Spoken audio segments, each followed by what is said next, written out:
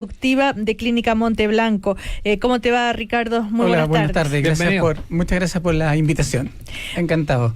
Cuando viste esta noticia, qué pensaste? ¿Quedaste impactado? Mira, lo mejor de esta noticia, que es una buena noticia porque siguió lo que uno espera de un evento científico que quizás vaya también tomado con lo que es la divulgación no netamente científica. Que específicamente este grupo, que es un grupo de Brasil, lo que hicieron fue hacer el caso clínico, presentar a sus pares, lo mandaron a la revista The Lancet, que yo creo que es una revista más importante en ciencia en nuestro mundo, y una vez que esto fue aprobado y publicado, lo hicieron a la luz pública. Y no al revés, que a veces mandan un voladero de luces. Nosotros tenemos un poco más de años, ¿te acuerdas cuando estos humanos clonados que salieron por ahí y una serie, al final eran puras cosas chantas y nunca realmente fueron por sus pares? Entonces aquí tuvo como esta secuencia que uno espera que en la ciencia se haga, se discuta, los pares los publica, y eso le da más credibilidad a lo que se hace en ciencia. Doctor, pero a ver, esto se dice que marca un hito en la medicina reproductiva. Sí, marca un hito ¿por qué? Porque en el fondo se venía trabajando, principalmente los primeros que partieron con la trasplante de útero, que obviamente es una indicación muy restrictiva, muy chiquita, y para gente obviamente con una necesidad muy especial, que principalmente la gente son mujeres que nacen sin útero, que es el síndrome de Rokitansky, o algunas mujeres que perdieron su útero por una infección, una hemorragia, un cáncer muy localizado, etcétera. O sea, estamos hablando de una población. Pero te saca de esta controversia que es el vientre de alquiler. O sea, hay que mirarlo, que en el fondo podría ser una solución para algo que está ahí en el límite, que es el útero subrogado, vientre de alquiler. Entonces siempre se llega a esa discusión sobre los límites, ahí ¿no? queda en el límite. Entonces esto te abre una ventana, aunque sigue estando en el mundo de la medicina experimental, lo que sería un trasplante de útero. Se habían hecho principalmente en Suecia, en Copenhague, o sea, en Suecia, en la Universidad Instituto Karolinska, y el útero, o sea, la gente dirá, ay, que tiene que ir un trasplante. A diferencia de otros órganos, si es que uno tiene la mala suerte que te tiene que colocar un corazón, bueno, es el corazón que va a tener el mismo tamaño y relativamente la misma funcionalidad. Si te un hígado, el hígado va a estar ahí. En cambio, el útero está en un lugar muy especial porque está obviamente conectado con la vagina, que tiene sus bichos. Entonces, un útero es un órgano expuesto a la infección. Luego, si lo queremos para reproducción, que es el objetivo, va a cambiar prácticamente 10 veces su tamaño. Claro, porque crece. Bueno, pero es un órgano, entonces sí, quiero poner un órgano que va a crecer. A su vez, su flujo sanguíneo, porque va a vivir un bebé dentro de, por un ejemplo, 50 centímetros cúbicos por hora, o sea, por minuto, va a tener que casi a 3 litros. O sea, es un cambio fisiológico tan gigante que es lo difícil de trasplante que había sido. Por otro lado, cuando uno le pone un órgano externo, tiene que usar un inmunosupresor, o sea, algo para no rechazar. Y hasta hace un tiempo todos eran dañinos para un embrión, lo que se llama teratogénico. Entonces, o sea, el avance va de la mano no solamente de montones de cosas, obvio. Entonces va de la mano. Mira, cuando se intentó hacer esto es viejo tratar de hacer. Primero teníamos el problema del rechazo. Luego iba a vivir un individuo que era otra persona y no solamente su mamá. Entonces teníamos que tener algo que no dañara a la mamá y no dañara al bebé.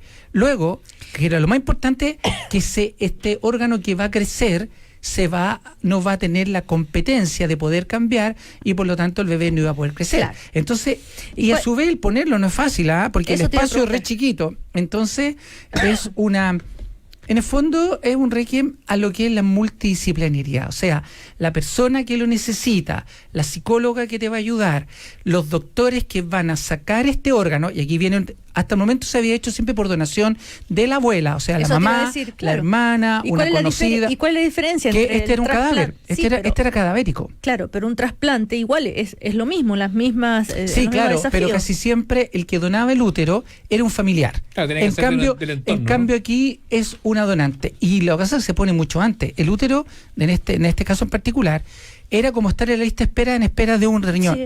Se puso 7 meses antes a que recién se pusiera el embrión, porque tú tienes que darle un tiempo a que, entre comillas, va a ser un término, desprenda, o sea, esté ahí, no se rechace, no haya infección. Entonces hay un tiempo antes de poner un embrión. Entonces en el fondo nosotros somos como, entre comillas, la guinda de la torta, pero la torta tiene que ser una buena torta porque tiene que estar los psicólogos, los inmunólogos para no rechazar, los bacteriólogos para no infección, los cirujanos de microcirugía para la vasculatura, el vecino de adelante nuestro, los urólogos, el de atrás, los coloproctólogos, los vasculares. O sea, en el fondo un multidisciplinario para ponerlo. Para entender, doctor, y después del parto se saca todo, ¿no? Sí, bueno, en este caso sí, porque ahí es donde viene otro tema. Después del parto se hace la esterectomía porque uno no quiere que el paciente que va a lactar, mira, el sueño de la señora, en este caso el síndrome de Rokitansky, que es gente que no lo busco y nace sin útero, mira qué mala suerte tengo, soy sana, tengo ovario, tengo el tercio más distal de la vagina, soy mujer propiamente tal, pero nací sin útero. Entonces se saca porque ahí los inmunosupresores, o sea, todo esto que obviamente pueden ser dañinos para la lactancia. Y mira, ¿qué más? Desde no tener 0 hijos a tener un hijo lo es todo. Cuando ahora, uno Ricardo, no tiene. Cuando el útero es trasplantado, ¿es absolutamente necesario que sea fertilización asistida? Sí, claro, sí. ¿Por qué si yo soy fértil, aunque no tenga útero? Porque la probabilidad que tú tienes de que esa persona que tiene un síndrome de Rokitansky, por ejemplo, que tú lo pones, que a su vez la trompa sea lo suficientemente competente para que la mujer ovule y tome un huevito, fíjate, yo te quiero llevar a números. Mira, si la persona tuviese 20 años, la posibilidad de embarazo no va a superar el 25%, y tiene 40, no supera el 5%. Entonces tú dices, ok, o sea, voy a estar 25, o sea, es mucho, y a su vez tienes la garantía que solamente pones un solo embrión, porque no tienes la opción de embarazo múltiple,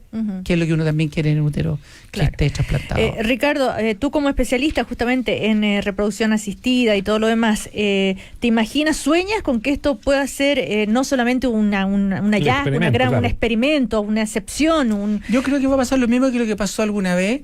Yo soy viejito, me acordaba que era chiquitito, y cuando el doctor Kaplan, ¿te acuerdas que el primer trasplante en Santiago, en Viña del Mar? Y yo no sé cómo era, wow. Y bueno, han pasado sus años y ya no llama la atención. ¿Por qué se demoraron tanto en esto del trasplante de útero? Por lo que estaba comentando, porque necesitas un fármaco que no sea tóxico para un embrión. Y eso recién es relativamente nuevo. Okay. Eso va de la mano del fármaco más que de la tecnología aplicada exacto, al trasplante. Y va también de la microcirugía, de los cirujanos vasculares, que es para que las conexiones funcionen. Es realmente un multidisciplinario. Se habían hecho trasplantes de útero durante mucho tiempo, desde la época de la Guerra Fría, habían algunos papers ahí escritos en ruso, que se hicieron esto, pero casi todos tenían el problema de la infección, porque tenías que tener este órgano conectado con la vagina, y obviamente que los vasos sanguíneos no daban el ancho, y en el fondo se necrosaba y habían pérdida, principalmente por infección y por no vasculatura, sin ni siquiera todavía ponerle el embrión. O sea, viene después el que crezca y que llegue un embarazo relativamente a término, porque también puede crecer un poquito y tienes un aborto, imagínate, de 20 semanas. No es una buena noticia tampoco. Ricardo, ¿qué porcentaje de mujeres, por ejemplo, en Chile... ¿podría necesitar esto? Sí. Es re bajito. No va a superar, o sea, en la hipotética, dentro de todo el mundo del in vitro, que estamos hablando ya de un subgrupo, no debería superar el 0,3, el 0,5%. O sea, es un grupo muy pequeño, muy especial, pero por lo tanto igual no despreciable, porque cuando uno es uno siempre es 100%, es como para la ley que usted tuve, esa enfermedad rara, tú dices, oye, será 1 en 20.000, pero yo soy el 1. Uno en la medicina, bueno, y en la vida uno siempre es el 1. O sea, esta es una muy buena noticia para las mujeres que no tienen útero por razones, porque nacieron o porque tuvieron una enfermedad y se lo tuvieron que extirpar, ¿no es cierto? Por lo tanto, es algo que está ahí ya en el mundo real y no en el mundo de la fantasía, y que obviamente va a llevar un tiempo a que se pueda incorporar realmente. ¿Y en Chile? ¿Tú crees que están las condiciones? Sí, obvio que están las condiciones. El tema es que requiere todo este equipo multidisciplinario, que fue como mucha gente, y obviamente el que hay que ponerlo antes, como en este caso, 7 meses antes de que recién ponerle un embrión. Yo creo que va a ser, no sé, en unos 3 años más, quizás vamos a estar hablando del primer caso chileno. Bueno, y me imagino que los primeros casos van a ser de un costo... no, casi todo, no, porque mira, ¿no? Yo creo que no, porque casi todos estos casos que están en la barrera, en el mundo, entre lo entre lo que es una terapia ya reconocida, etcétera, en este mundo casi siempre son subvencionados por universidades o por entidades que están en el research, en la investigación clínica, como es Karolinska, como etcétera, porque sería imposible que un particular pagara esa cantidad de dinero. Casi siempre son fondos de investigación, proyectos de investigación, etcétera. Así que lo más probable es que los primeros casos van a ser costo cero.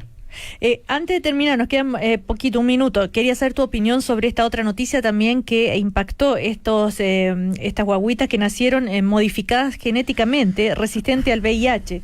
Era justo al revés de la historia, porque por eso. Es justo al revés. Es como a uno no le gusta que aparezcan las noticias, porque esto fue sacado como de la manga. Obviamente tú dices, bueno, y entonces quiere decir que se sabe la secuencia dónde está la no. Entonces cuando este autor lo presenta, primero se saltó montones de reglamentos éticos, y lo otro es que justo él estaba en Oriente en un meeting donde estaban sus pares y él no fue capaz de contestar las preguntas de sus pares. Y ese caso nunca ha sido publicado en una revista científica con revisores. Más allá de lo que hizo, si publicó o no publicó, el hecho en sí. Es que no sabemos si se hizo. Claro, ¿Tú crees que no sabes? Hay un signo de interrogación grande sobre Hay un signo de interrogación grande sobre eso todavía.